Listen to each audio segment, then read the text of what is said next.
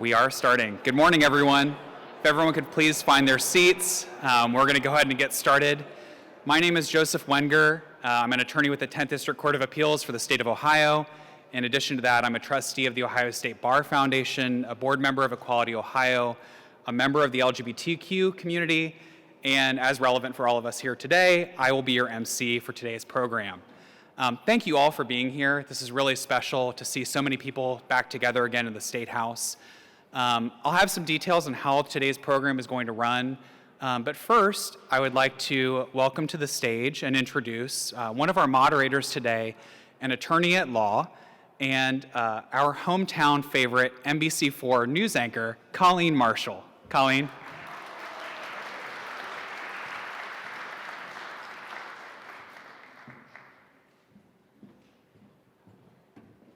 Oh boy, I'm his hometown favorite.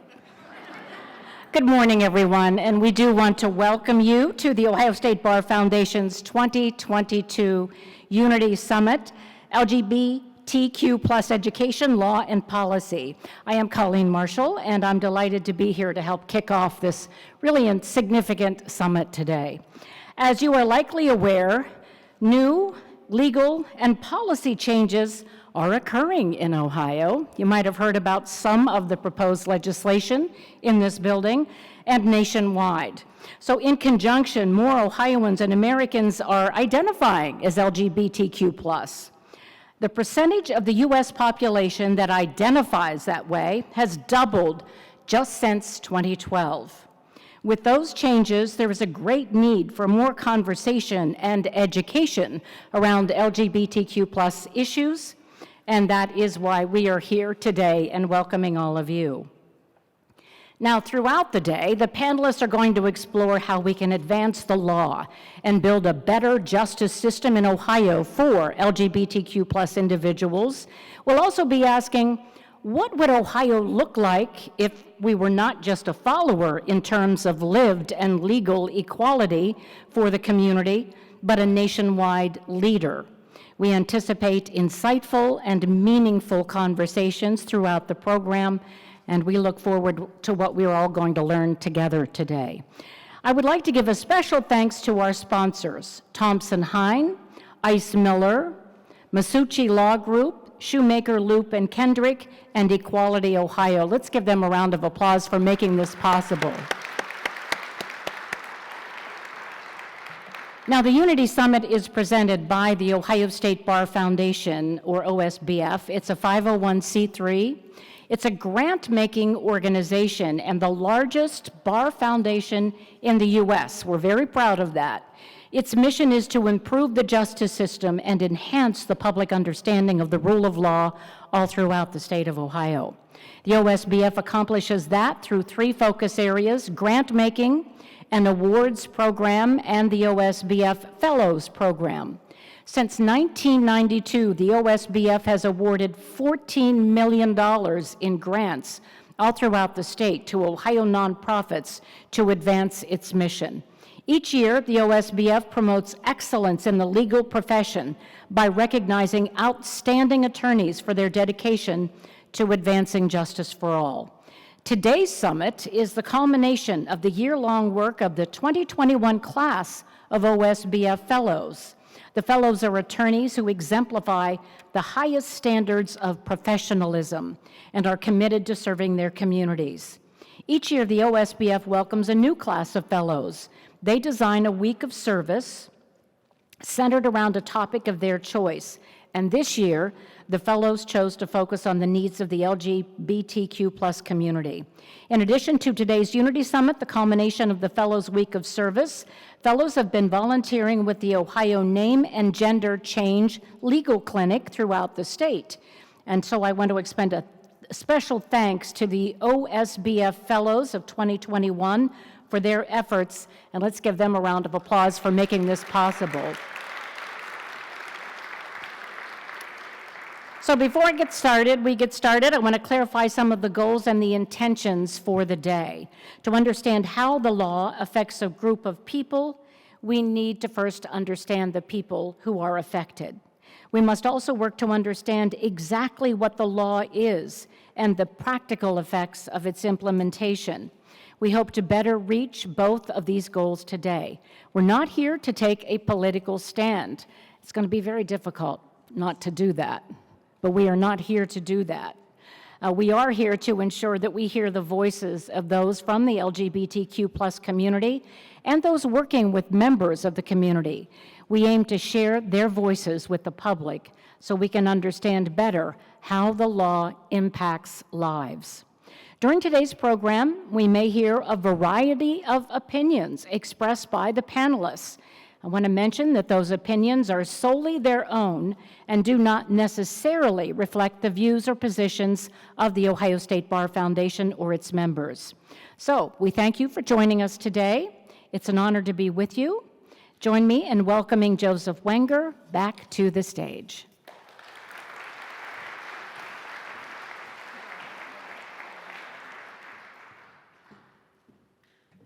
Thank you so much, Colleen.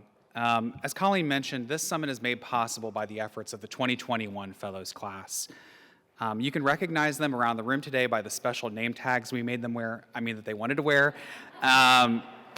When this Fellows class chose the LGBTQ+ community as their area of focus, I knew that I wanted to be involved. So right now, we're in the middle of, let's say, a transformative moment for the LGBTQ+ community here in Ohio and nationally. We've had tremendous successes, such as the Supreme Court case legalizing same-sex marriage. That came right out of here in Ohio, Obergefell v. Hodges. We're also facing some tremendous challenges as a community, and that's most especially felt by the trans and gender nonconforming, non-binary members of our community and people of color. So just on a personal note, I want to extend a special thank you to the members of the 2021 Fellows class for choosing the LGBTQ+ community as their area of focus. It means a lot to me personally. I think it means a lot to our community that this is happening here today. So if we could, please let's give them another round of applause. Thank you.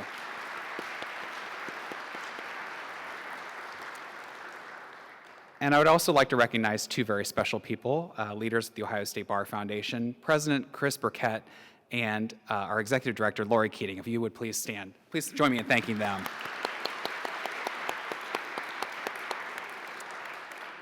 Thank you for your leadership. And thanks again to all of you for being here today. This wouldn't be possible if you weren't here sitting in these seats.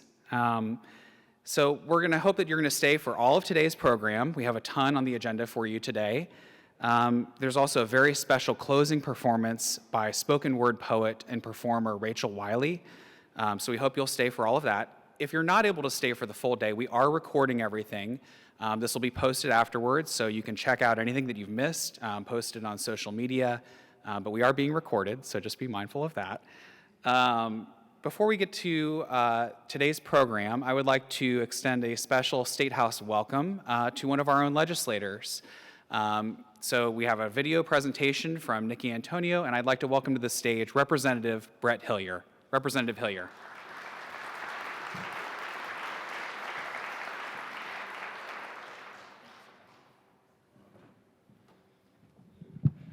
Thank you for having me. I am myself a lawyer, so I'm looking forward to getting some CLE credit this afternoon. Thankfully, my reporting period was last year, so I do have a cushion, but I'll take it where I can get it. It's a pleasure to see all of you today, and it's a pleasure to be amongst friends that are advocating for the LGBT community. As one of the opening speakers indicated, unfortunately, the community is facing a number of attacks from a number of unlikely sources. I don't think it's any secret I'm a conservative Republican, and ultimately the reason why I support inclusivity and diversity is because I believe in freedom, and that freedom includes the freedom to own a home, the freedom to hold a job, the freedom to worship God in your own way, and the freedom to hold a job. We, as conservatives, we believe that a job is the best anti-poverty tool, and I think we should encourage more people to live their lives as they wish, live their life in a way that they seek to, as long as it doesn't offend others, and be more self-sufficient and less dependent on government and government programs. Just to sum up and briefly paraphrase one of my favorite poets, William Henley, "You are the master of your destination, and you are the captain of your soul. As lawyers, it's our job to help defend those that need defending and provide representation to those that need it. And it's a pleasure to see you all today, and hope that we can continue to make our state and our country a freer, more prosperous place for all to live and feel included. Thank you.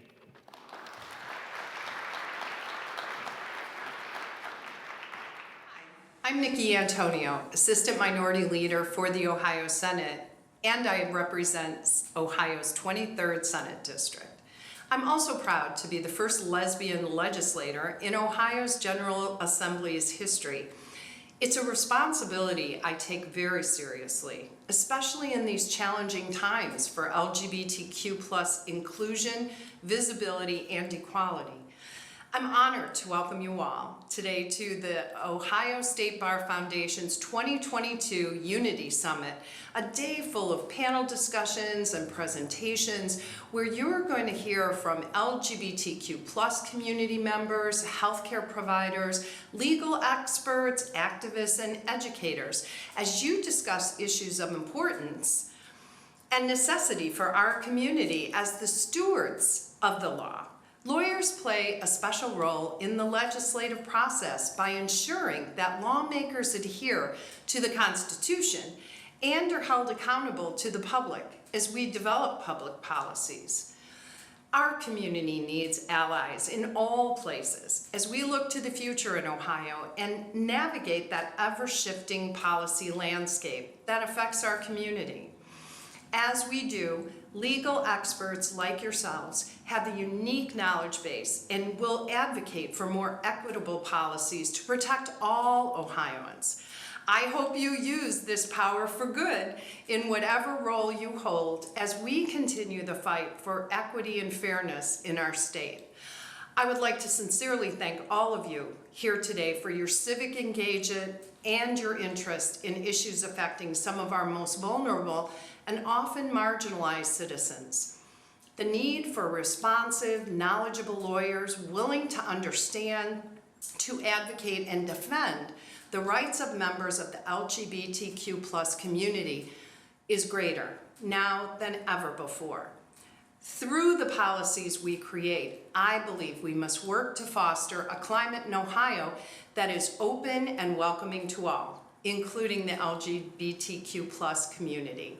Together, it's my hope that we can work towards a brighter, more inclusive future for everyone in our state. And finally, I'd like to give a shout out to the 2021 Ohio State Bar Foundation Fellows class who chose to focus their week of fellows service on the needs of LGBTQ community by developing this Unity Summit. So this summit today is a result of their work. It's clear through your actions that you are already well on your way towards being outstanding allies of the LGBTQ+ community. And I'm excited to see what you achieve in your careers. Thank you.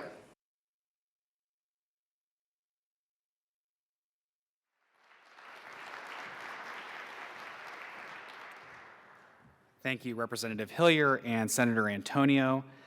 All right, so some procedural notes before we get started.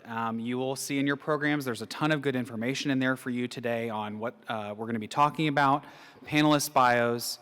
Also, for those of you who are seeking educational credit, as Representative Hillier mentioned, there is a form in there that you will need to fill out, tear out, and deposit before the end of the day today. Staff will be happy to take those from you. I'll remind you again before we're done, but just remember, you have to turn those in if you want credit. And so one other thing, restrooms, because I know we're all going to need to use them at some point, right out these doors over here and then to the left or right. If you're looking for a single occupancy restroom, you can get to that by going downstairs into the map room. And again, if you need help, talk to OSBF staff.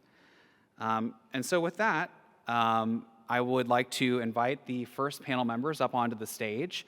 And I would like to introduce our host and moderator for the first panel, the legendary, the incomparable, the one and only entertainer, drag performer Anissa Love, also known as Corey Williams. Please give them a round of applause.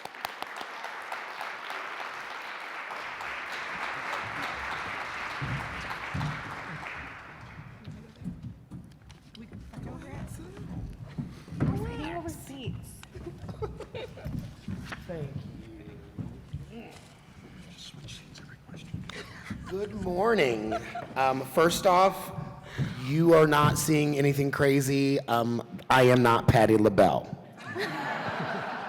I don't want you to freak out. I will not be singing New Attitude today. Maybe tonight, because drag should not be seen at 8 a.m. in the morning. I look like my mom after a really rough night. So thank you for inviting me. This is going to be educational. This is going to be something I cannot wait to discuss further as my career progresses. So first, let's start with the rundown and the overall vision for the panel. Our panelists will begin the discussion by building a shared understanding of language and current topics while developing self-awareness and reflection. This initial discussion will be informed by an overview of important terminology as related to identification and how such language has been recognized and evolved over time. Next, we'll get into a deeper dive on the current topics of interest for the LGBTQ+ community, such as the movement for racial justice following the murder of George Floyd. Our panelists will also discuss best practices when working with members of the LGBTQ community, including how to provide services or care in a cultural, humbling way. So now it's my distinct honor to welcome our panelists. First, we have Micah McCary, the director of the LGBT Center at OU, or Ohio University. Karen Hewitt, yes, clap. We are all up early. Encouragement is always a thing we can use. A friend of mine, Karen Hewitt, the associate director of Leadership Columbus. Kimberly Sue Griffith, founder and executive director of Octopus.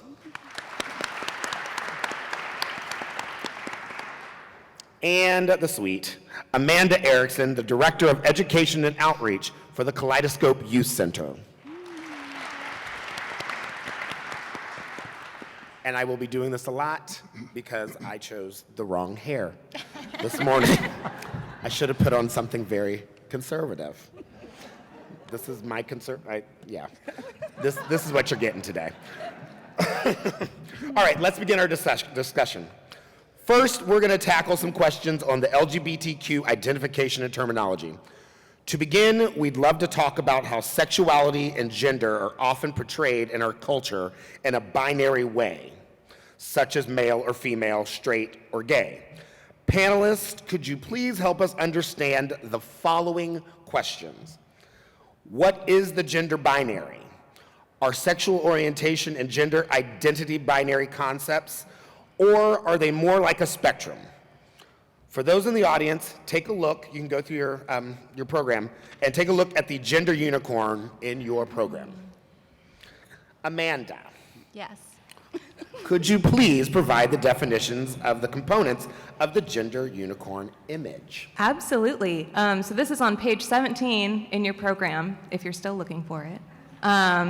And the gender unicorn is something we really like to use as a teaching tool for all of our education. It looks like a cutesy cartoon image for kids. It can be used for kids. I've worked with 4th and 5th graders with this concept, and they totally get it. It's also a really fantastic way to simplify things for adults to be able to kind of better understand the parts and pieces and components of gender. When we think, in our society, when we think of gender, it's often, what was mentioned as this binary concept, that there are men and women. These are boxes that we are put into on our birth, whatever our birth certificate says, whether it's an M or an F, that is the box that you're expected to remain in for the rest of your life, right? You're color-coded at birth.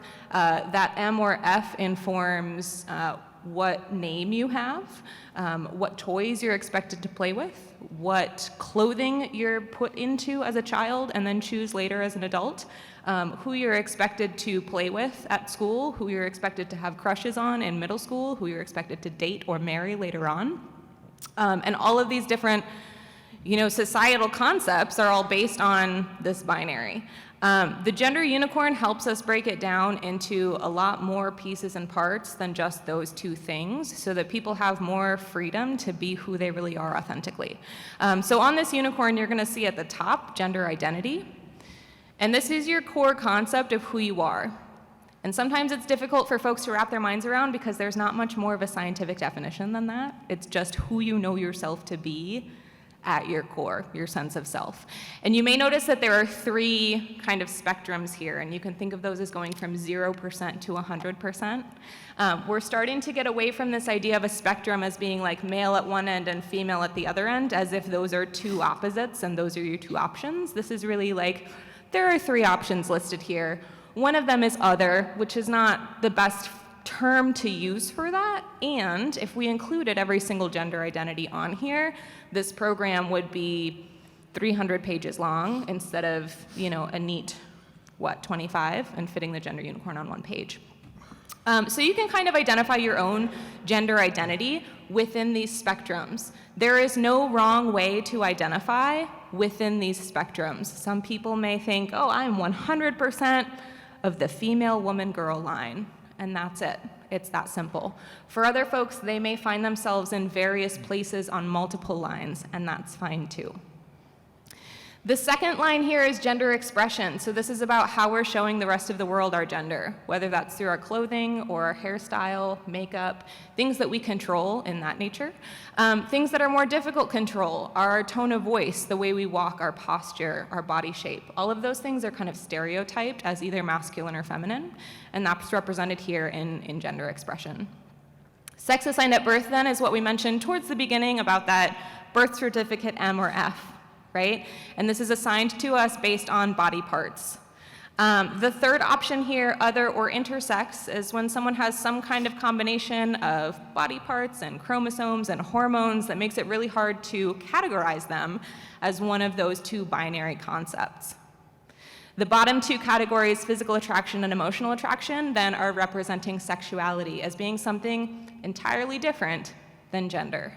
Those are related concepts, right? But we all have a gender identity and we all have a sexuality. For a lot of people, the sexual attraction or physical attraction and the emotional or romantic side are different, and so those are separated on the gender unicorn. So if you have never thought about any of this for your own identity before, feel free to kind of look through this and try to find your own kind of spot on each line where you might fit, and it may help kind of wrap your mind more around folks that are outside that binary norm that our culture is expecting of them, and have more freedom in finding their own selves in life. Well, look at that. Thank you. I identify. We'll do that later. So, before I continue, I just have to say like two things that are going to be completely lightweight.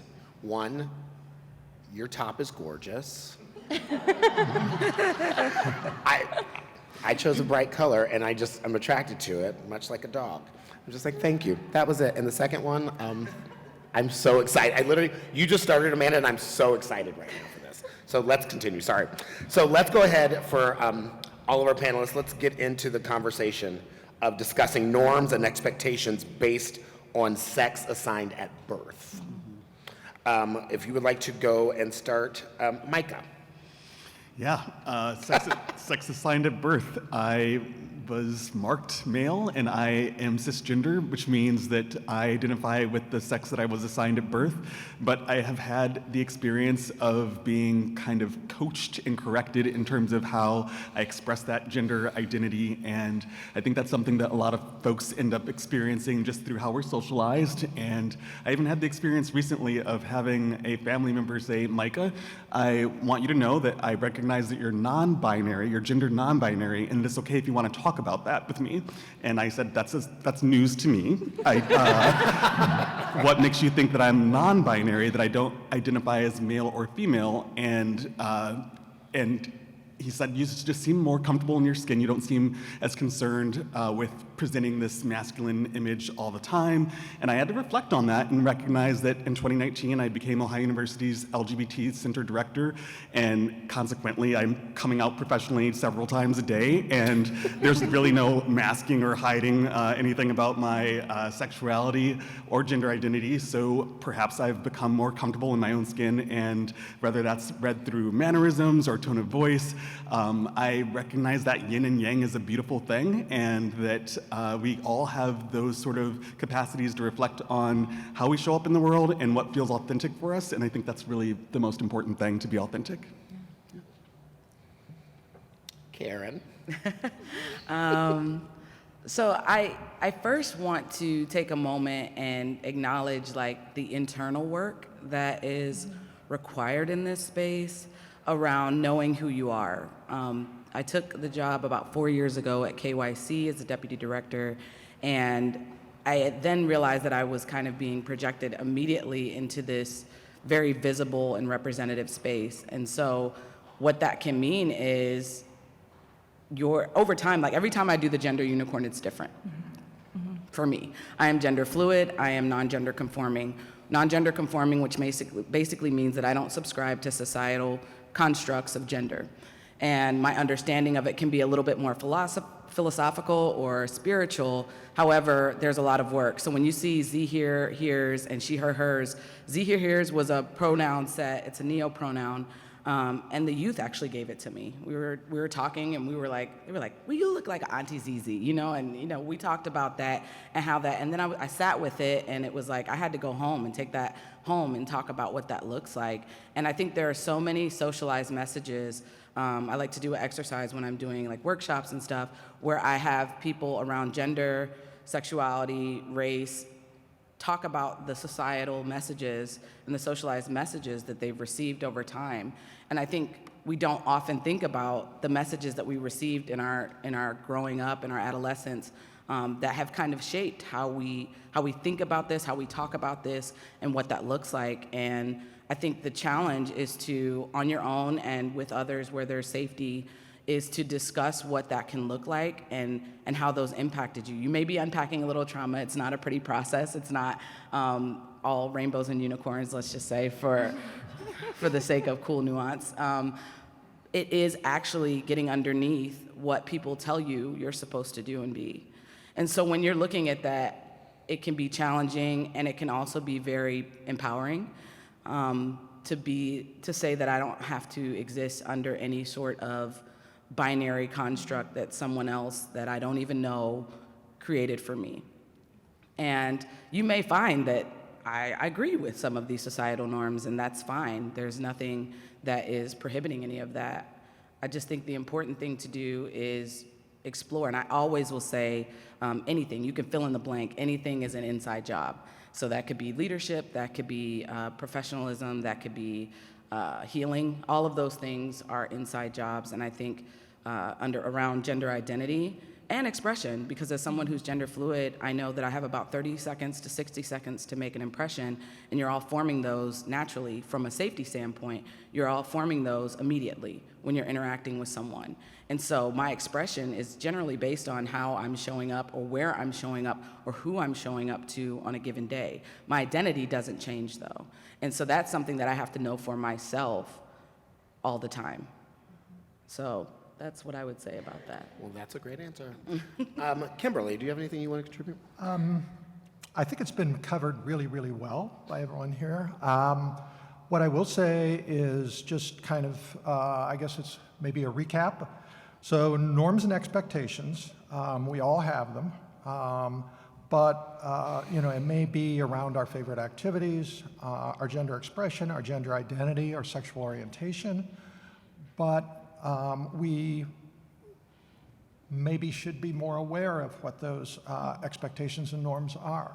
Maybe we should consider not holding ourselves so tightly to what society has, has designated as those norms for us. So it's largely a cultural or societal basis. Just because you may follow these norms, or some of them, does not mean that you must define yourself in connection with them, specifically as male or female, masculine or feminine, man or woman, straight or gay.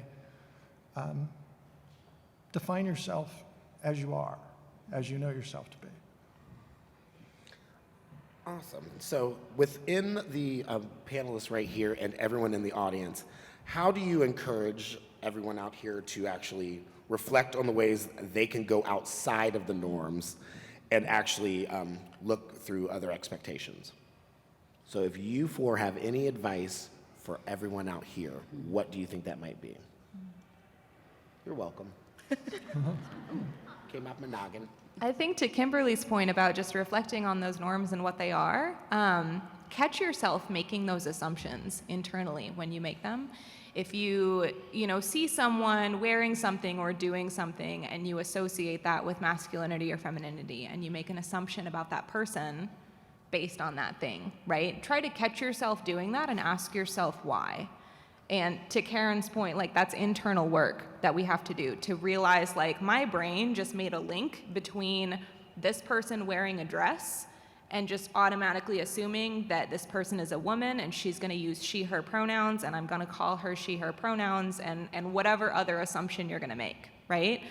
And even if your assumption turns out to be correct, like, that part doesn't matter. Realize that you made the assumption and then check it and think about how in the future can I avoid, acting on those assumptions and be more open to whatever someone is going to tell me about themselves. And I think that's really important. So I'm here from Kaleidoscope Youth Center, and we work with young people ages 12 to 24 who primarily are somewhere in the LGBTQ spectrum of life. And these youth are so far outside any of the societal norms and expectations any of us in my generation and older might have, that it is shocking sometimes, and we have to catch ourselves and we have to be open to whoever they are in this moment and whatever support they need in this moment without, assigning them an identity or a characteristic or something that we feel like they should have. You mentioned generational perspectives, and I think that's really important because we have to acknowledge that for many, this feels really novel, and are we just trying to get rid of gender as a construct altogether? And for some folks, that's unsettling.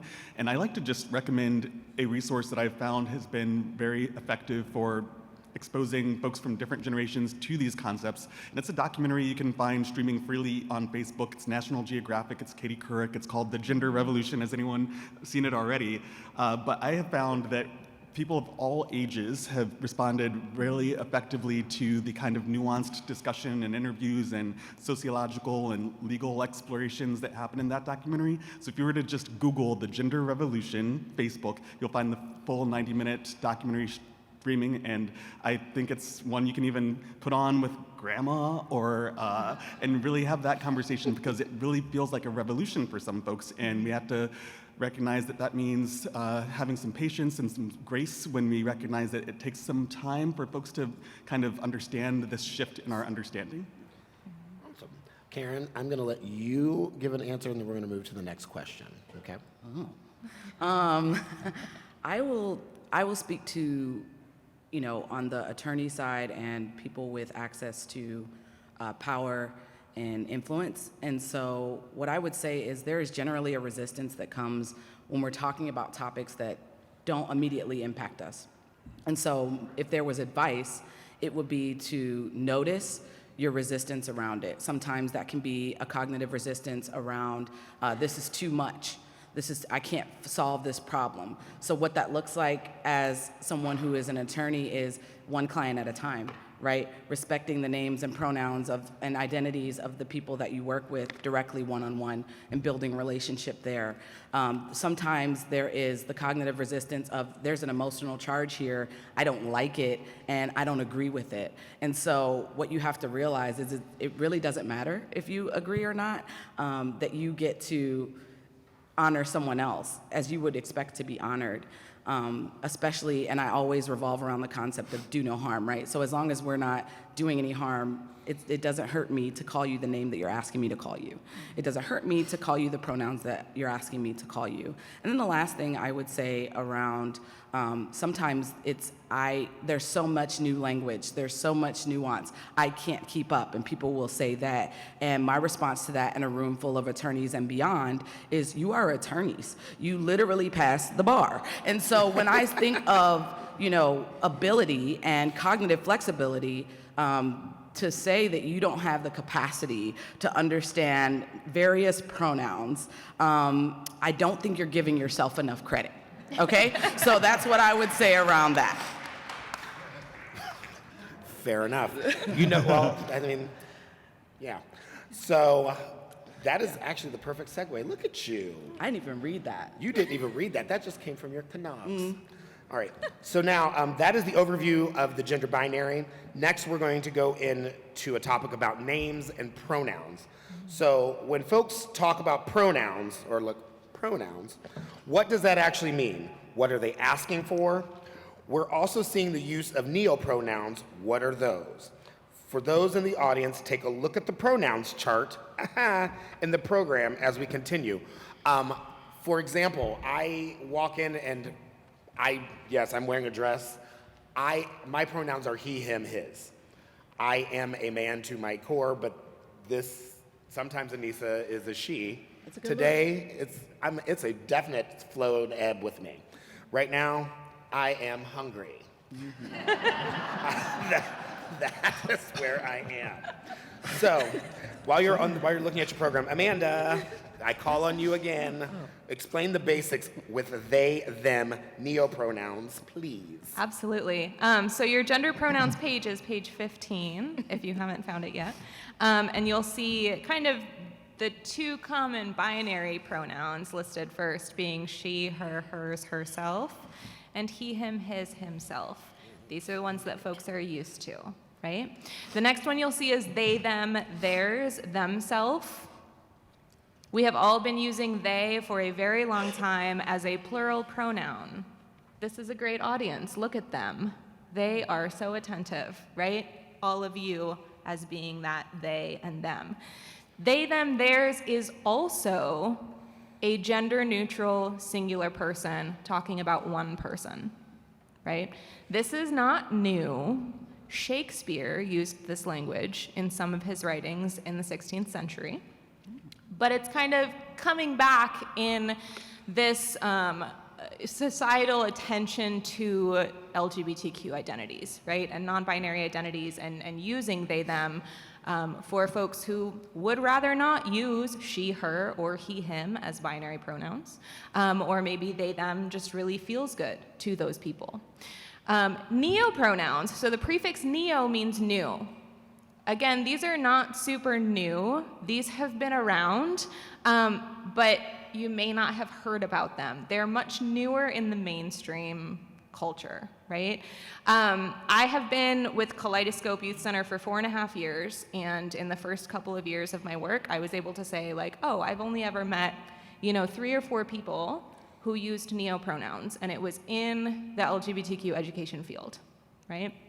At this point, in my 5th year at Kaleidoscope, I can tell you that the majority of our youth that attend Kaleidoscope Youth Center are using neopronouns and are trying them out and are having strings of multiple different pronouns that we have never heard of. Like, our entire staff is queer, and we have not heard of these pronouns, and we have to ask our youth, like, what does that mean? How do we pronounce this? How are you spelling this? Where do you want us to use this? All of these questions, right? When you hear, a pronoun that you've never heard of before, it's generally one-on-one okay to ask those questions, right? How am I going to spell this? Can you help me out? Will you please correct me if I get it wrong? What's not ever okay is to say, I'm not going to use those pronouns to describe you because I don't understand it. I'm going to call you she instead, right? So it's that willingness to learn and that willingness to be kind of along for the ride. One that I want to mention, actually, that is top of mind because it came up in a training yesterday, is, quote, a young person in the program that I run has asked me to use its pronouns to describe this person. What do I do? And I think that's another challenge in this conversation. That is relatively new. I think we had our first Kaleidoscope youth asking to use it at its maybe 2 years ago. And it's hard because we have spent a lot of time and labor and energy trying to convince people that it is never okay to refer to a human being, right? It is something that we refer to an object as. And our current young people are driving more of this conversation of what gender even is. And does everyone even have a gender? And do I have to identify with gender? And can I just throw gender out the window and not even deal with it and just be, an entity within this universe and use it at its pronouns? And it's fascinating to listen to our young people talk about it, and we can't wrap our minds around it, and that's okay, because we're here to support them. But it's always those younger generations that are driving all of these conversations, that are, pushing language to evolve. And it's up to, all of us to kind of tag along and figure it out as we go.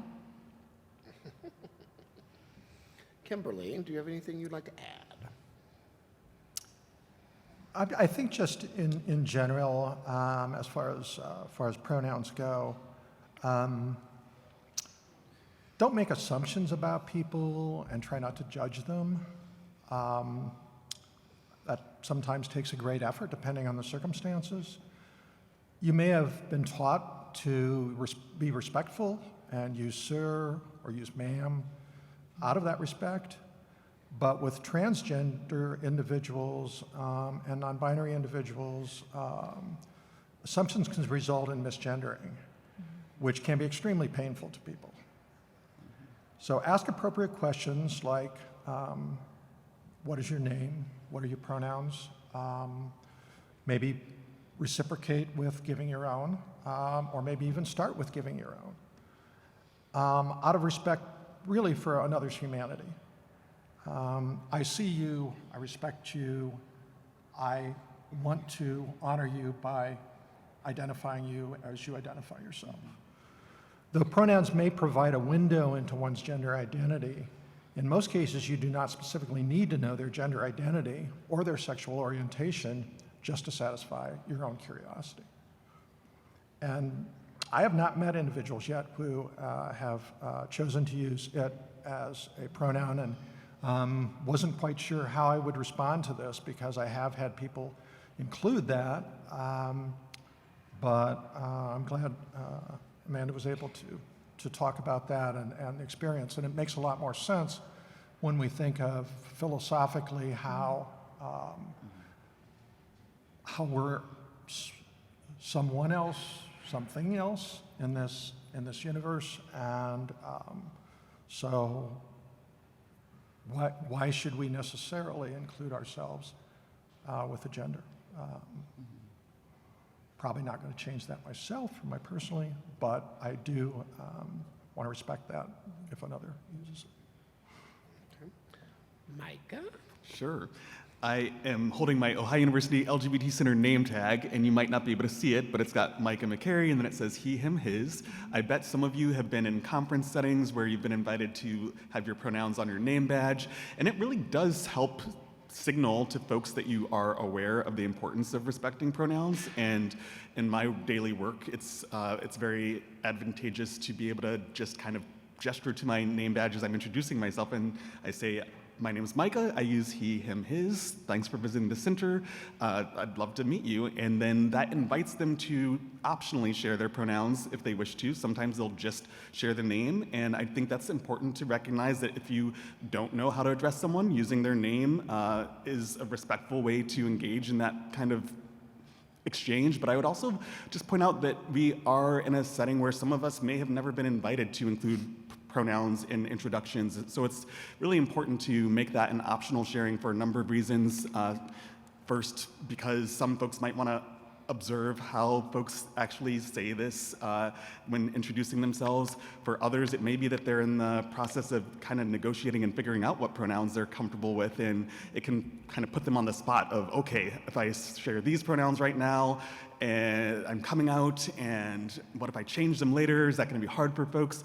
So I would just say again, like even at Ohio University, this summer will be the first time that during our Bobcat student orientation, where we have incoming students and their families checking in and getting their name tags, they will be able to pick out pronoun buttons if they wish to, and we'll have information about why Ohio University is committed to respecting pronouns. And we know that there will be some challenging conversations, particularly around neo-pronouns, and it's been enough of a challenge to get folks to understand the they, them. So I think in any organization, you have to kind of think about meeting people where they are and scaffolding, and it is still a minority of even students who use the LGBT Center who are using neo-pronouns, but the research shows they're coming, and as you mentioned, the youth are doing this more and more, and so it's coming in phases, but it's a journey that we all need to be on together.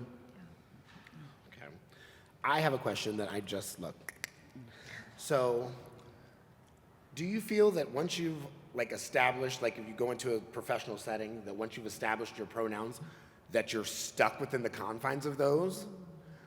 So through the spectrum of your relationship with, let's say, an attorney, as you are evolving and you're growing and your pronouns may or may not change, do you feel that once you've initiated that initial he, she, they, them, are you stuck within those, or how do you go approach your attorney again as that conversation changes? You're welcome. I mean, I'm gender fluid, so at the end of the day, you don't count. Right. Heard that all my life. Anyway, trauma. Trauma. I think so. There's a couple parts of that. I think it's up to me to determine how much I want to come out, how often, and how much accountability I'm going to hold others to around any shifts and transformations I make. That to me, it's the same as a name change. Sometimes when people get married, their last name changes and they will gently remind for a certain amount of time. So it's always going to be up to me on how I respond if someone doesn't take to a change that I'm making. It could be as simple on a logistic or operational scale. It could be as simple as changing my pronouns in the signature.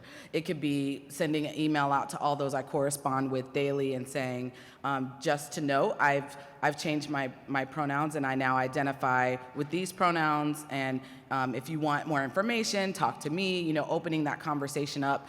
There's a certain way about going about that. I think that you can invite conversation, and just be aware that if you do that, you may be inviting conversation, right? So if, you're really, low key, if your pronouns are don't refer to me, then maybe that's something that you want to time up a little differently. But I think it's all about your approach and getting, I leave she, her, hers, I'm not offended by it. I don't feel misgendered by it.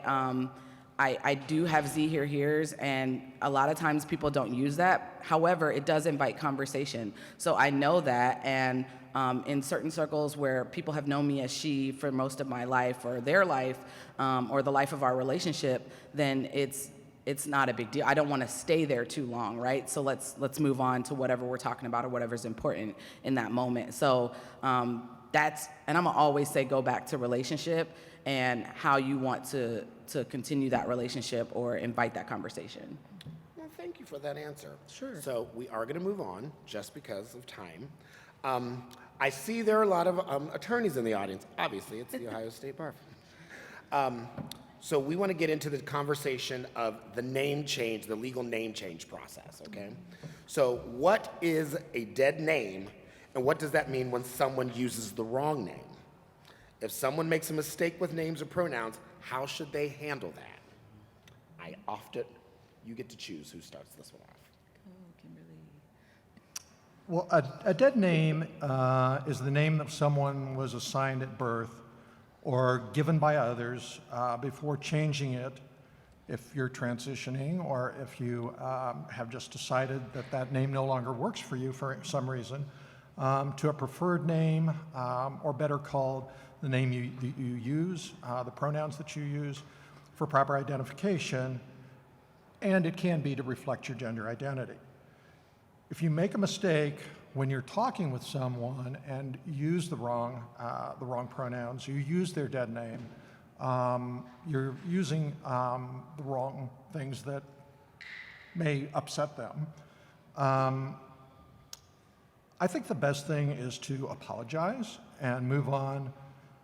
You don't need to make excuses, and just try to make sure that you address them appropriately moving forward. And if you have to make a note of that and write down, because you've got 50 clients and this one client we need to deal with in a particular way, then just try to make sure that you accommodate their needs and who they are and respect them in the future. Just one other comment related, I guess, in the sense of my own situation. I used these same pronouns for 60 years. I used he, him pronouns most of my life. And then I transitioned. So now I use she, her pronouns. I've changed my name. My dead name no longer applies to me. And I really appreciate it when people respond appropriately. One of the things that I think I've learned is that by transitioning at 60 years old, I learned about transitioning from people much younger than myself. And I am so, so thankful for that. Because if it had been a few years earlier, that those options would not have been available to me, and I couldn't have learned from them, and the openness that they show. So I'm just very thankful and appreciative that I had that opportunity. I mean, I think you just covered that topic beautifully. Well, thank you. Look, check that off the list. So, how does sharing your pronouns as a matter of habit make a difference for others, especially for the cisgender members of our audience today? Amanda. Yes. I feel like the best teacher ever because you want to avert your eyes. Amanda, please. Thank you. Yeah, so as cisgender allies, it can be really important for you to just share your own pronouns as a matter of habit. Without cisgender folks also sharing pronouns, right? In a new group situation, a transgender or non-binary person may want to share their pronouns to make sure that they're gendered correctly. But if they are the only person that's going to do that in that group of people, it suddenly feels like, oh my gosh, I have to out myself right now. Mm-hmm. I have to, be the one person to offer pronouns. I have to potentially offer pronouns that someone isn't expecting for me to offer. And then I am the only person that has to field all of the questions from folks who haven't heard about this, asking, well, what does that mean? Right? What are pronouns? What are we talking about? When other folks in the room, when cisgender allies can step up and offer their pronouns just as a matter of habit, it then opens the door for them to be able to be the go-to people to ask those questions, right? Like, hey, I heard you offer your pronouns, what does that mean? And to do that emotional labor so that the trans and non-binary folks don't always have to, day in and day out, at every single event that they're at, right? It allows them to kind of fly under the radar a little bit better, offer their pronouns, and not be the only person, not be the one sticking out. I think it's a matter of habit for me at this point. When I introduce myself, I say, my name is Amanda Erickson, and I use she, her, hers pronouns. When I don't offer those pronouns, it feels weird. So when I'm training out in the community and I'm talking to people about pronouns, and they say, well, what do you mean we just say our pronouns? That's so weird. No, it feels weird because you've never done it before. And if you start practicing and doing it over and over again, and my name is this and my pronouns are these, it will feel so natural that it'll feel weird later on when you forget, right? Offering your own pronouns also lets all of the queer folks around you realize, like, light bulb, this person knows what pronouns are. And so if I have to come out to them, if I have an issue that I need help with, if I just want to share my pronouns as a they, them option or a neo pronoun option, I am relatively safe to do so, because when they introduce themselves with their pronouns, at least I know they know what pronouns are, right? And so we've signaled that little bit of safety, which can be really, really important also for LGBTQ youth that we're working with. They will look for that one safe adult who they know they can go to and trust for support, and it can really be as simple as just offering pronouns. Awesome. And let me add something. As a queer human being, we've already done a lot of generational breakdowns when we get older about walking into spaces and how we take up space. So to walk in and have a cisgendered individual walk, I'm gonna use it this way, a cisgendered white man walk up to me and say, my name is, and my pronouns are this, that, the other, or whatever you identify as. To me, I've already come out 110 times today. So I am already, you've won my heart over because you see me as an individual. So I love that answer. So it just, because every day it's a fight. So I'm gonna continue because we have so much. Now, here is the real question.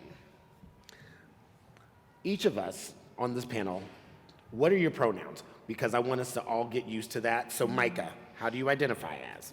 I'm Micah McCary. I use he, him, his as my pronouns. Amanda? I'm Amanda Erickson. My pronouns are she, her, and hers. Kimberly? I'm Kimberly Sue Griffiths. I use she, her, hers as my pronouns. And Karen? I'm Karen Hewitt. I use Z, her, here, and she, her, hers. Don't care how you use them. And I'm Anissa Lever, Corey Williams. I'm Corey. I am he, him, his, always. You will never offend me. Trust me. People have tried. That's right. Doesn't really work so well with me. I'm just like, okay. Now, let's keep going. Do you think there's more LGBTQ plus members of our society than there used to be, or are they just more active? Oh my goodness, I get this question. Bam. Where did all these transgender people come from? just appeared. And yeah, was there something in the water in the 90s, and now they're all popping up? But in reality, of course, we understand that it's a positive thing that we have more visibility and awareness such that people feel safer sharing their authentic understanding of themselves.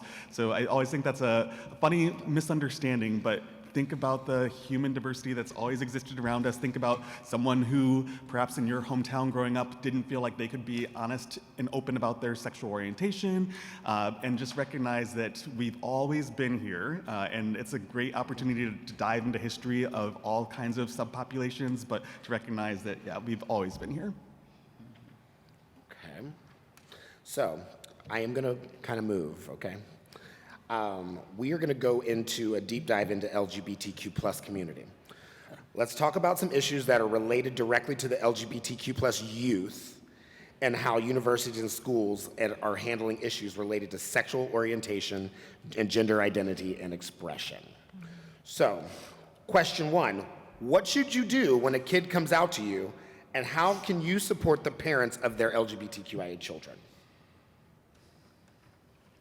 You should, number one, internally pat yourself on the back, because if they're coming out to you, you're doing something right. Number two, you can acknowledge the fact that there was some amount of bravery and courage that it may have taken for them to come out to you in this moment. Number three, you can ask who else knows this information. If you are the only person that knows this information, you get to hang on to that information with that other person and work with them as they continue their journey.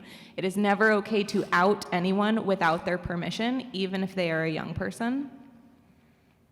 And number four, you can ask them, what can I do to support you? When young people are coming out to us, there is often a reason why. There is often, I need some kind of support. I need help coming out to my family. I need help dealing with an unsupportive teacher.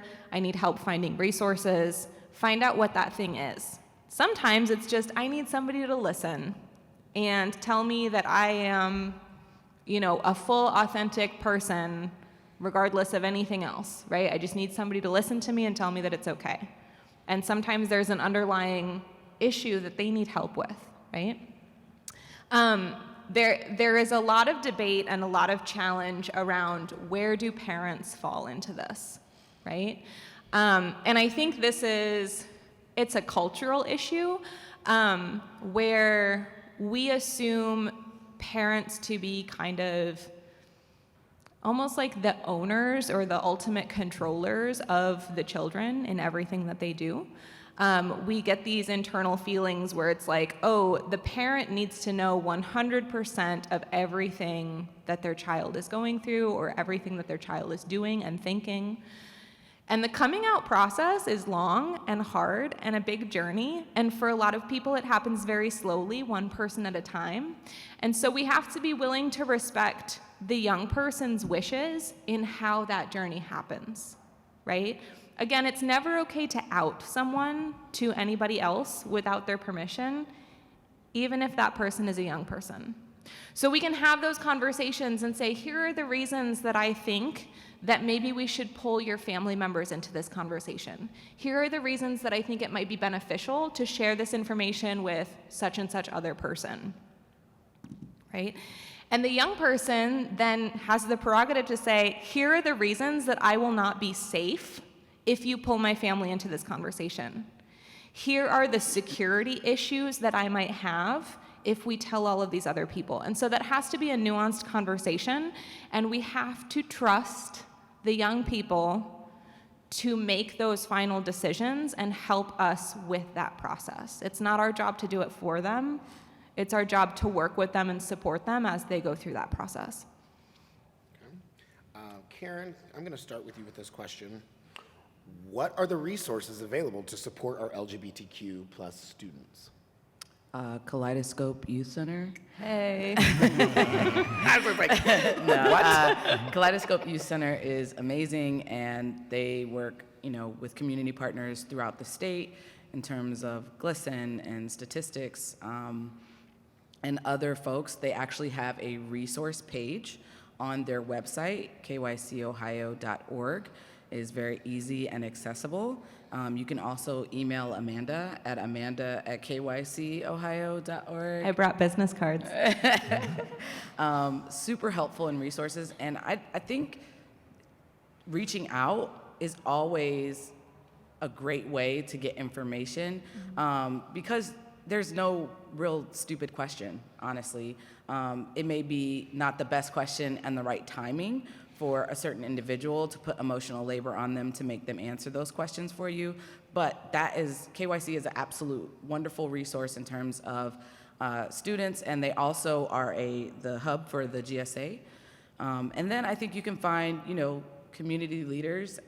Equality Ohio is amazing. I think we all know that, around legal things in terms of understanding policy and what you can do in terms of personal activism, around calling legislature and all of those things in terms of political activism. And then I think, Google is a great resource, kind of. YouTube is actually better in terms of that, and you can find, there are groups. What was the one with the pronouns? But they have like a whole series of stuff that we use in some of our trainings that we used. Pop and Ollie. Yeah. So they have stuff, and those are some international resources, but they have like whole series of pronouns, different types of things. As you get more nuanced into these conversations, it's really about the relationship and what that looks like, because every single individual is going to need different things, and that's why we talk around equity versus equality, because different people are going to need different things along their journey, and if you're a safe space or a safe resource, it only takes one adult in a youth life to increase their chances of staying alive by around 40%. And so when you look at that impact of one individual, if you're being asked to be that one person, then you could take some time and dig into some resources and check, fact check, please, your information and your resources. But there are lists of resources on KYC's website. And the thing about KYC is a lot of people are like, oh, this is for youth. Well, a lot of that information is for adults. Youth actually don't have that big of a problem in terms of accepting each other. It's generally the adults. Micah, I'm going to ask you the next question. Nationally, we've seen some recent proposed and now passed legislation that would prevent schools from discussing the topics related to race, sexual orientation, and gender identity. What does that mean for schools and for the students? It's scary stuff. It's imagining that someone might be put in an unsafe situation because they've come out to a teacher inadvertently or intentionally, and then that teacher has been made to feel like they have to report this to a parent. And it's an interesting and challenging topic because we recognize that parents have a responsibility for making a lot of decisions for youth as they're growing up. And I think that those decisions can sometimes be shaped around like, well, you're gonna act this way, you're going to preserve the family's reputation in this way, and I think it can be helpful to kind of zoom out and even look at international trends here, like Turkey as a country bans LGBT content in commercials and books and magazines or anything that folks 17 and under might be exposed to because they want parents to be able to be the decision makers about when folks find out that not everyone is heterosexual or not everyone is cisgender. But when I think about even the personal damaging effects of not having visibility or discussion or education around anything LGBT.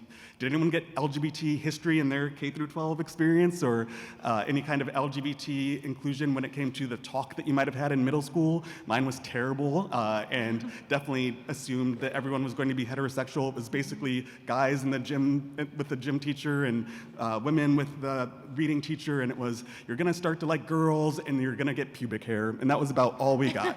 And that literally ended up leading me to a situation where I, not understanding that you don't get HIV, AIDS from kissing a boy on the lips, I kept it a secret that kind of ate away at me, thinking I was dying, and I would just kind of even want to bring that up because counseling is such a good and important resource that we need to destigmatize, and getting youth connected with a counselor can ensure that they have a confidential resource for talking about things. I was lucky as my parents were divorcing, so that's why I had a counselor, but she said, I think we might want to talk about some other things as well. But I really do want to make the point about how important it is to give folks access, youth especially, to confidential resources because you never know what they're struggling with on their own. Okay, does anybody else have anything they want to add onto that? Yes.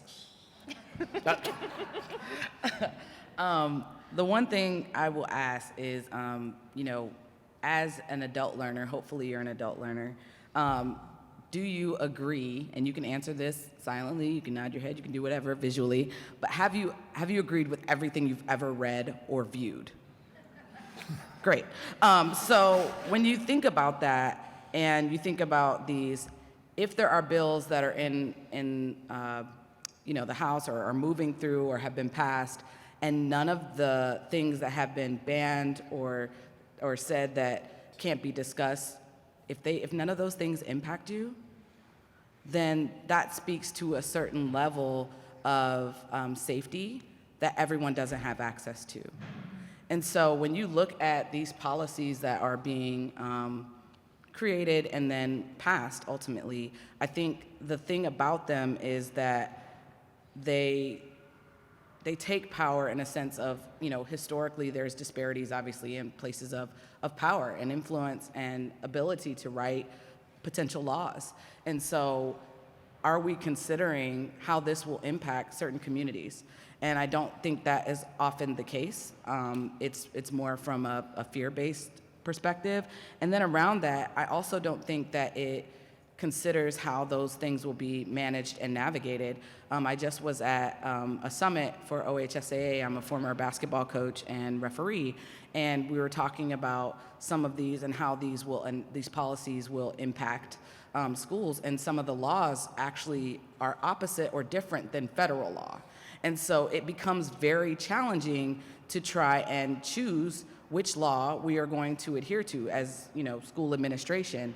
And a lot of schools around the specific topics that have been discussed or banned even, those conversations aren't happening in elementary or high school. They're actually not happening. As someone who has a master's in diversity and inclusion, some of those topics that I know y'all already know I'm talking about, I start having those conversations until I was a sophomore or the second year of my grad school.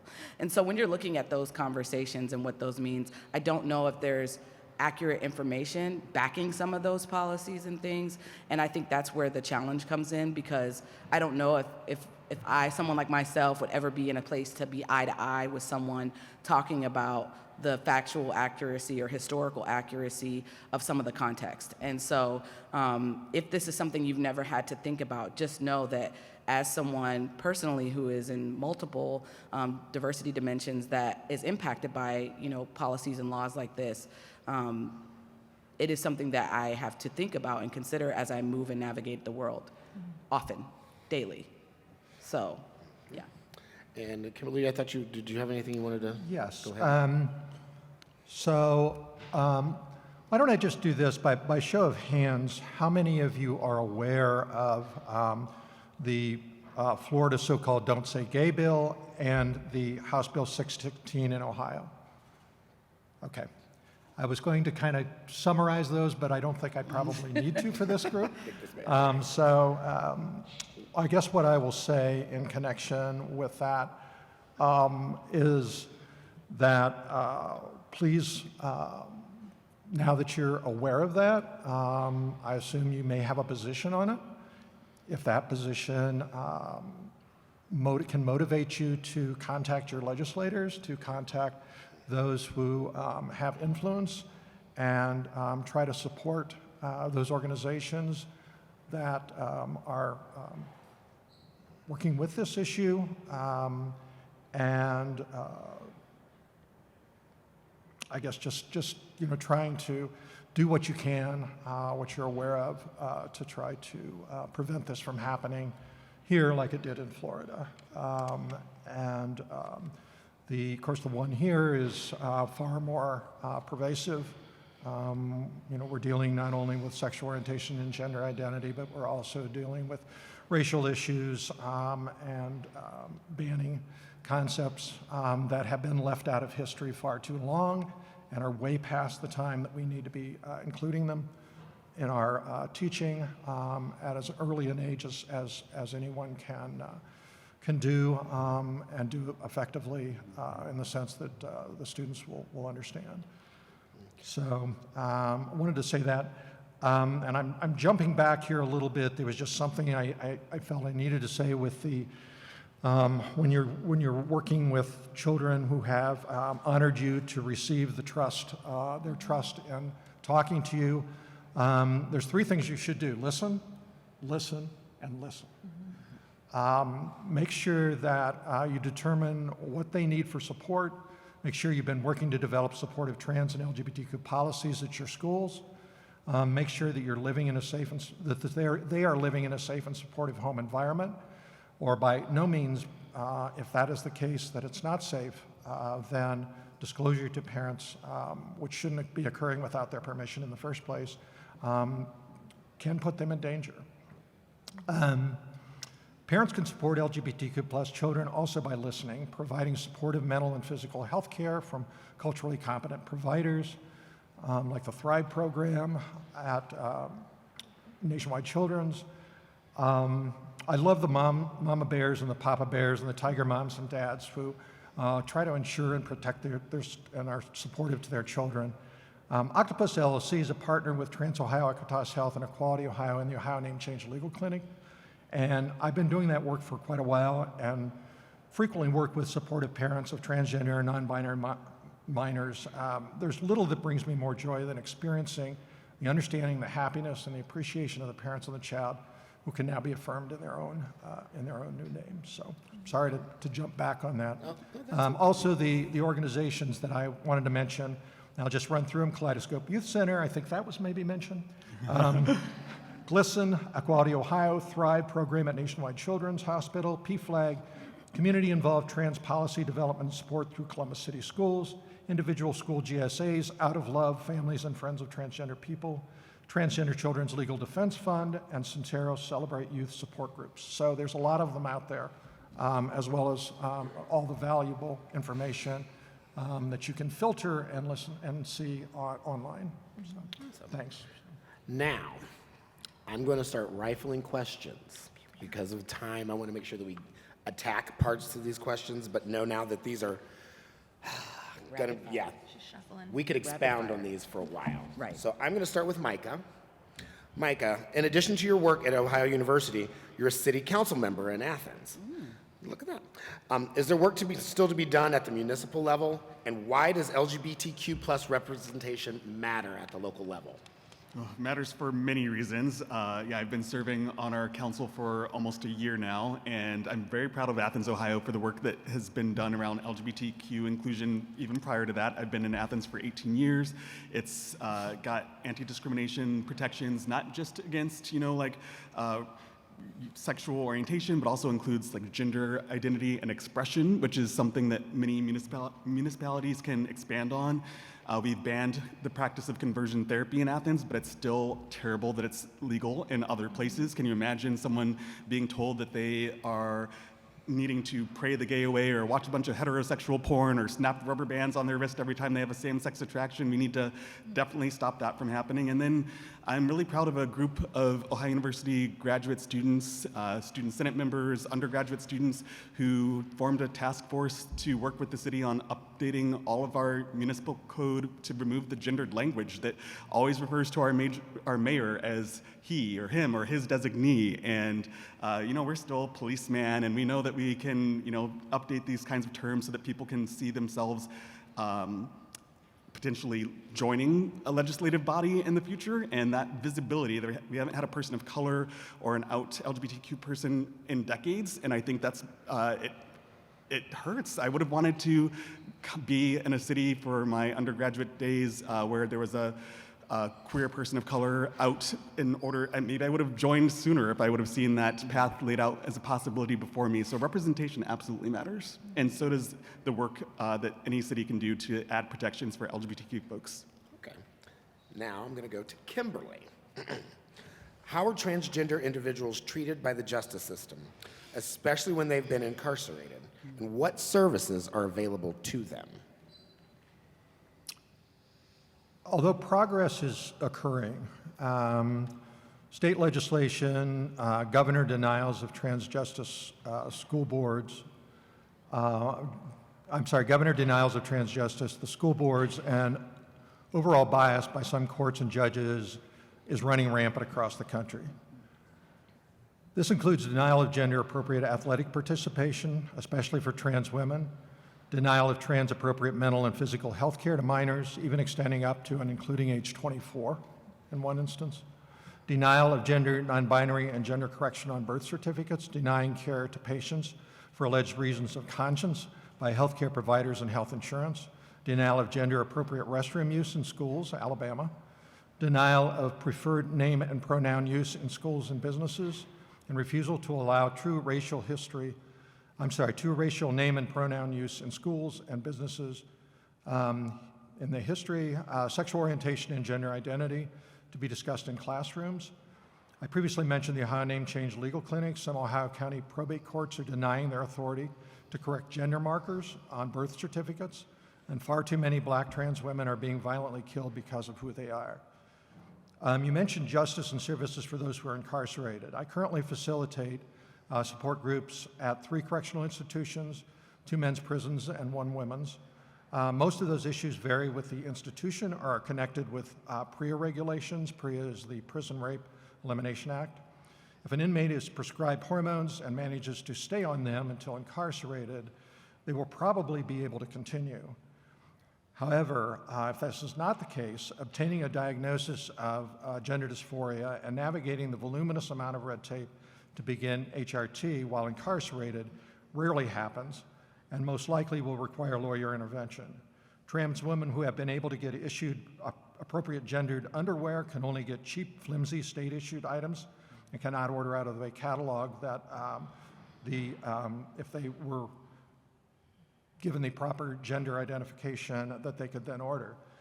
Trans men also have problems with this, and misgendering is common since far too many corrections officers are not culturally competent and seem to enjoy bullying. Very few institutions allow makeup for trans women. The prisons should be looking at each situation separately, but non-binary and trans inmates are almost always incarcerated with cisgender inmates who had the same sex assigned at birth as they do. Those who had gender confirmation surgery may be incarcerated based on their gender identity. but this is, even this is problematic. Name changes are rare but possible in some institutions. In a particular instance that I know of where HRT had been prescribed, and then they were allowed to pursue a name change. But it's, there's a lot of problems, a lot of things we need to move forward, and I'm not really sure. I'm not really sure that this the work within the prisons is happening. It is growing. Because it's more recently that I picked up more prisons to work with. But we need to, I think as a society, be more aware of our incarcerated siblings and help them out and try to understand what they are going through and how we might be able to remedy their situation or help to improve it. Okay. Now, Karen, this is going to be a loaded one. Okay. Why is representation and visibility so important in positions of leadership and power when it comes to affirming LGBTQIA+ identity? I think, moving from tolerance to affirmation, I was walking through the hallways and I saw tolerance and I was like, ugh. But, when we think about tolerance, if you think about coming to your home and, say someone is selling something or walking down the street and they come to your home, you might open your door a little bit and look out and let them talk and say what they have to say. To me, that's tolerance, right? And then letting them in your house and letting them have something to drink and sitting down and talking with them, that's affirmation. And so when I think about, a lot of times, people will talk about affirmative action or whatever, and there'll be a token person. And when we say token, we mean like you check the box. And so, I have diversity here because you have that one black person or that one person of color or, that one gender ambiguous person or maybe even racially ambiguous person there. And then you're like, we've done it. We've really done it. And I think when we talk about representation as a community, we're talking about, can I see myself there? And so that means across the diversity spectrum of over many different diversity dimensions, race, gender, sexuality, religion, ethnicity, class, all of those things, when we're looking at those things, can I see myself represented here? Is there a possibility? Is there something for me to strive for? Is there an opportunity for me for success here? And, it was mentioned around jobs being a big, at the beginning of today, it was mentioned around jobs being a great source to be able to pursue life, liberty, and happiness, really even financial security. And so a lot of times you'll see a lot of our young people be going into entrepreneurship because then they can make sure that there's safety there. And so when we talk about opportunities, I think it's very, very important to not only create space for people of multiple diversity dimensions to be present in your senior leadership, in whether it's in your firm, whether it's in politics, whatever that looks like, because the lived experience is different. And so I can talk all day about my lived experience, and you can only up to sympathize if you don't have the same, historical marginalizations that I have. And so what that means is we can build relationship and you can have maybe even empathy for me, but at the end of the day, you will never be in my shoes or be able to fully understand that. And so that diversity of thought, that diversity of lived experience is so important in creativity, in how you thrive as a business or as a firm or as a organization. It's very important to make sure that you have multiple different lenses. Homogeneity doesn't really help us do much in terms of advancement. It kind of keeps us where we're at, regardless of what that diversity dimension or whatever that homogeneity is. So just making sure that you're open-minded to that and inviting those different perspectives, because that's the other part of inviting people into the space. Don't invite people into the space if they're not going to be safe in the space. So make sure that the goal is to try to get from cultural humility and cultural competence to cultural responsiveness, where you know how to not only the terminology and the shared language, but you know how to treat people that are different than you. And so that's a big thing around representation that I am very passionate about, in terms of asking questions, building relationship, and affirming, not just tolerating. All right. Here's another question, and we're going to kind of go quick, sir. And this is loaded. How has the movement for Black Lives Matter and racial justice and equity manifested in the LGBTQ plus community following the murder of George Floyd? And what is being done and what still is yet to be done? I know that I just started this at 20 minutes left. Wow! That's what I'm brilliant, Joseph, on that one. Okay. Well, I'll try and be brief and just talk about intersectional activism and recognizing that we contain multitudes within ourselves, and my own intersectional identity is one of being male, one of being gay, one of being African American, that I work at a predominantly white institution where I appreciate how many of our LGBTQ faculty, staff, community members, they're trying to be allies in this intersectional way so that they recognize that we need to look at a person's totality and try to uplift them as much as possible. I think it's difficult for folks who don't have people of color in their lives to sort of learn how to be culturally responsive to the different challenges that are faced. So if you can form genuine friendships and listen to people's lived experiences, I think that's a really important first step. Okay. I'll talk to that a little bit. So the term intersectionality, and thank you for bringing that up, the term intersectionality was coined by Kimberly Crenshaw in 1989 around, it's a legal matter, so it was around racism. Someone was fired, discrimination, and it was like, it's not just race. And then it was like, it's a black woman, so it's not just sex. And so it talks about the cumulative impact. I'm pretty sure you all actually, generally people don't know about that, but in this room, I would hope people know about that. It talks about the cumulative impact. And I think what sometimes the conversation was pre-George Floyd and that case was around actively believing people when they were saying that different cumulative impact was affecting them around race, sexuality, racism, sexism, homophobia, right? And so when you add the cumulative impact of all three of those, we call those the big three in diversity and inclusion, when you add the impacts of all three of those, then it's hard to necessarily determine which angle it's coming from, right? You just know it as harm if you're experiencing it, and you don't always know in which direction or if it's a combination of all of those things. And that can show up in a lot of places. That can show up professionally, that can show up with how you're treated as an individual in the community, all of those things. And so when we talk about the cumulative impact there, I think what the George Floyd conversation and George Floyd's murder did was put it on camera. And so a lot of times people are saying things and they're like, oh, well, are you sure what happened before? We don't know all the facts, right? And meanwhile, someone's like bleeding out on the camera. But what this did was it gave us a very hard 8 minutes looking at an experience where someone could have not died.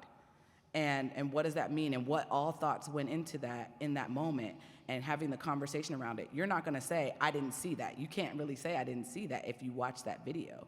And so the conversation shifted to a conversation that we've been having as people of color and Black communities for a long time around the impacts of certain instances. Now it's visible. And so that conversation started to bring to light, even with that being visible, even with people being able to see the video of, an experience that is really traumatic and killed someone, it still doesn't get the same traction in terms of belief. People are still having that cognitive, when I was talking about earlier, when I talked about resistance, there's no way that humans are that evil, right? Or that's really still happening in 2022. It is, and the hope is that we can still have conversations about what socialized messages we have underneath that allow us to put ourselves in a seat that judges or has conversations around the validity of someone's life and whether they deserve to live or not. And that shouldn't be the conversation. The conversation should really be what training, what things are in place to let people pause and remove that, even in life or death situations and interactions. But traffic stops should not become murder cases. And so how do we change that thought process, instead of saying, well, I don't know what happened, or is there validity here? Yes, you want to get the facts as lawyers. However, you want to honor the dignity of the life first. Oh, okay, see. And there's more that could be talked about, Yes. for sure. Amanda, I'm going to come to you. We have a lot of professionals in the audience, including lawyers and social workers. Mm-hmm. How can these professionals best work with members of the LGBTQ plus community? What can they do if they have questions about identity or some of the topics that we've already discussed today? Yeah. I think do your homework, educate yourselves. I think being at an event like this is a really fantastic way to get that education. Seek out more events like this because they do exist. We've mentioned Google a couple times. Google is great and also not great, but you can find a lot out there for that education that then develop your filter to find what's not as great, right? Karen mentioned some YouTube stuff earlier. Really seek out that education so that you are at least creating a baseline foundation for understanding what needs to be done. Once you have that baseline foundation, at that point it's okay to talk to your specific clients because there are things that are, different from person to person. Every LGBTQ person that you work with is absolutely not going to be the same or need the same support. And so finding out from them what it is they need or what they think you should be doing or what specific nuances might be there is really important. However, right, the other side of that is they're not there to educate you about the basic foundational issues that we talked about today or that you could find with a Google search. And so it's that two-way street, right? Like you can do the homework to get the information that you need to have that solid foundation to grow onto, and then they can help you out with the specific individualized support that they need to figure out how to build up from there. If the people that you're working with are young people, my answer is not different.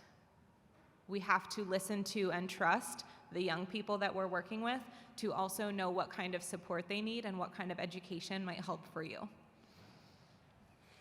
Okay. There's only going to be 2 more questions. How should professionals such as attorneys, social workers, or healthcare providers handle questions of confidentiality? For example, how should you handle a request for information about whether someone is trans when that information is not relevant to the case itself? Don't. I know, I'm just saying. Don't. Easy answer, let's keep going. In major cities in Ohio, there are a number of service organizations dedicated to the LGBTQ plus community. What does community outreach and support look like through the lens of Octopus, Kaleidoscope, and other community organizations, especially with regards to Ohio Trans? Where is there a need for additional support from organizations or volunteers in our community in either the cities or our rural areas in Ohio? That is a very loaded question. I will give you 5 minutes.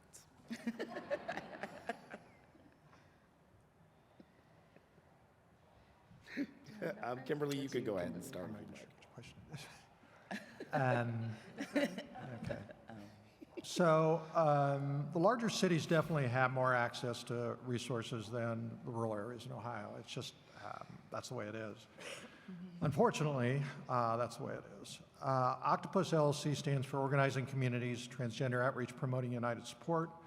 One way that we've been able to provide for other areas of the state is that now all of our Zoom support groups that I facilitate and our sponsor through for trans folks, for non-binary folks, for BIPOC folks that we represent, can be joined from anywhere in the country, actually, or anywhere in the state.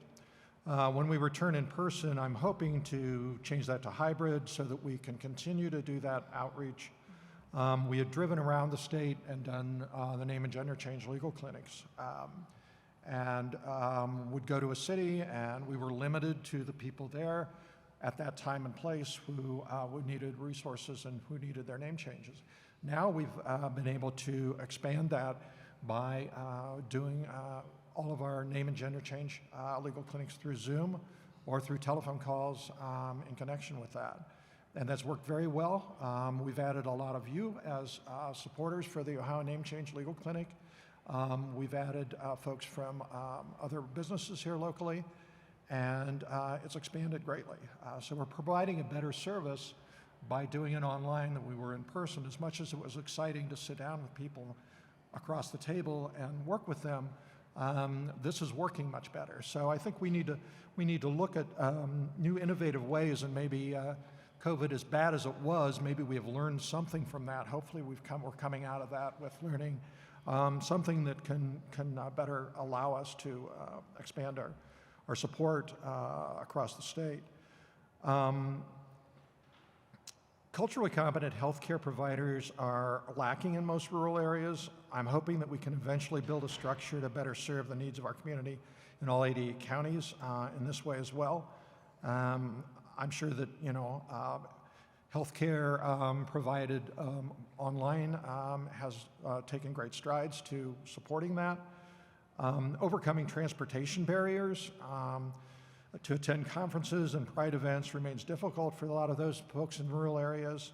Although I do see, and I'm encouraged that more pride events are popping up all over the state in areas that we maybe would never have guessed are going to have a pride celebration.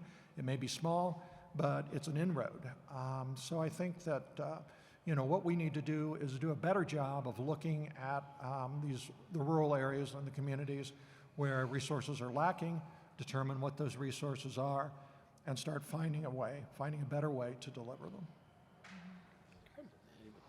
Go ahead, Amanda. I think Kaleidoscope has had a similar experience with suddenly everything going virtual after being 100% in person for a very long time. So our training has reached far more people in the past 2 years than we ever thought was possible because of Zoom. Same with our outreach. We do a lot of school advocacy through the GSA network. So GSA is a Gender and Sexuality Alliance, Gay Straight Alliance, some kind of LGBTQ student club. And Kaleidoscope Youth Center has been the hub for the Ohio GSA network for about a decade now. And we are able to, travel to any GSA that requests for us to visit, provide technical support, and we're also able to do that through Zoom. So that's what some of our outreach efforts look like in terms of young people.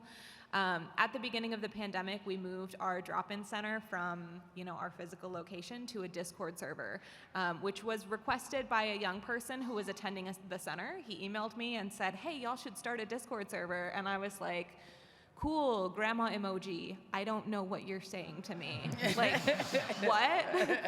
And he explained what it was. And I was like, if you set all of that up and then give us the administrator rights and then explain to some of our staff how this thing works.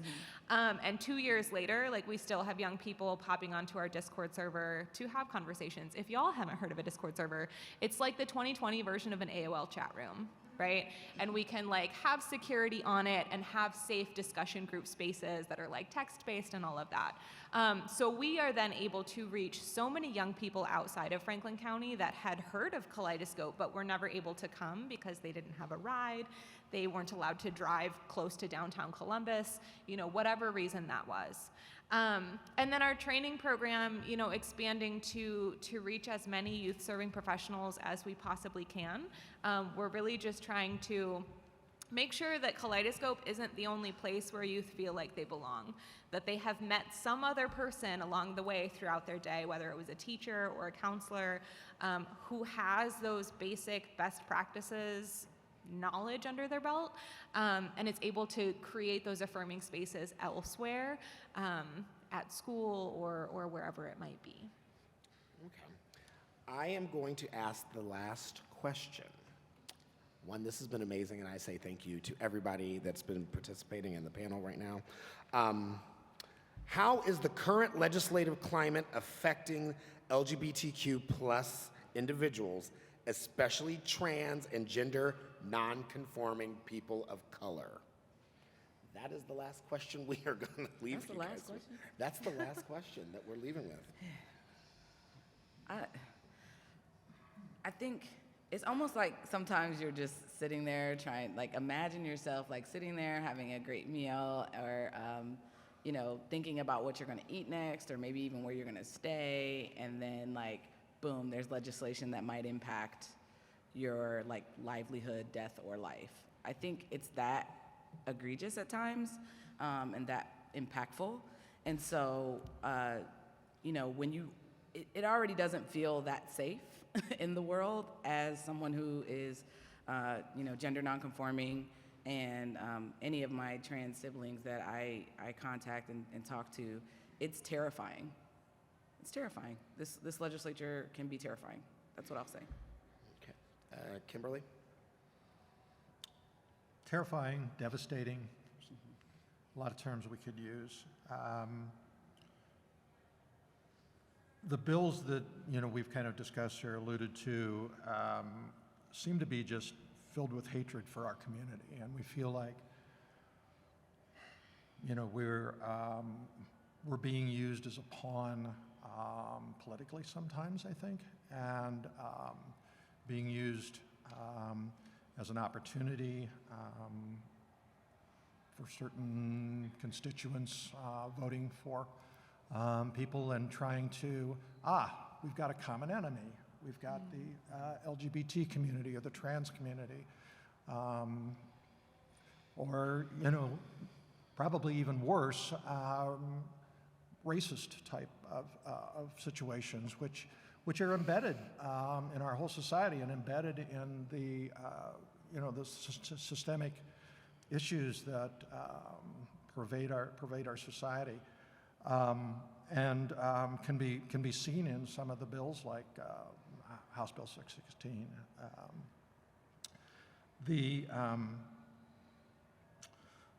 People are contacting their legislators to protest, and I'm glad this is happening. Rallies are being planned, and some have already occurred. Equality Ohio and others are working to prepare for opponent testimony, if that should be the case, to discuss the issues with bill sponsors and committee members as things develop or the bills move forward, which we hope does not happen. But I think we're all aware of it, we're all dealing with it, but it wears you down.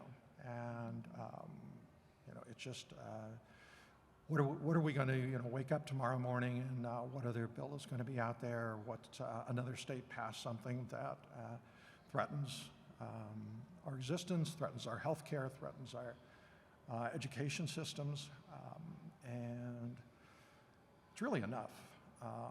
And so I would just ask that everyone try to, all of you, lawyers, social workers, healthcare professionals, everyone, try to focus on cultural competency training, try to build true understanding and adequately support the needs of the LGBTQ plus clients and patients that you have. Questions can be answered by reaching out to those organizations represented here and represented, that we've mentioned, and that you can find online. One thing that I do want to leave you with, since there's a lot of attorneys in this room, is there's a Transgender Law Center, which you can find online, has I would recommend that you read Tips for Lawyers Working with Transgender Clients and Coworkers. It's a great little brochure that has questions that you can learn from. So I'd highly recommend that. Thanks. Amanda.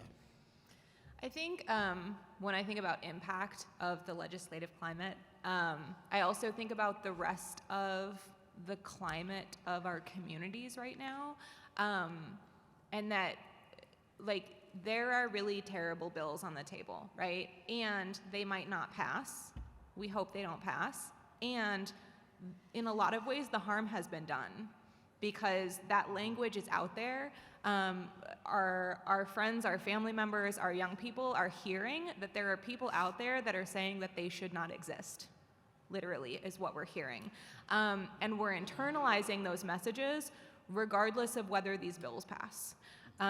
We've had folks, attend trainings through Kaleidoscope Youth Center who are just shocked at, how high suicide attempt rates are among LGBTQ young people, how high anxiety and depression is among young people. And sometimes we joke kind of internally, well, have you read the comments section on social media? It's not just about bills and legislation, it's about the general climate of these communities.